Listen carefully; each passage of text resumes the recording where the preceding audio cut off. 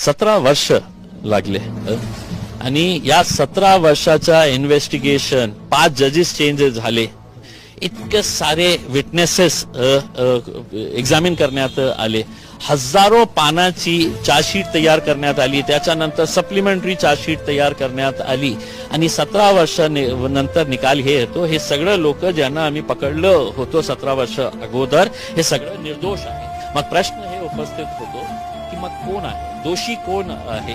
असाच प्रकारच्या न्यायाची आम्ही हे करणार का? काही दिवसापूर्वी मुंबई ट्रेन धमाका झाला होता, 12 लोक 19 वर्ष जेलमध्ये काढले होते आणि 19 वर्षानंतर निकाल येतो हे सगळे लोक निर्दोष आहे. यांच्या 19 वर्षाचं जे काळ गेलेला आहे ते कोणी परत करणार? आणि या केसमध्येही असं असेल की हे सगळं निर्दोष आहे, मग दोषी कोण आहे याच्या प्रश्नाचं उत्तर कोण देईल?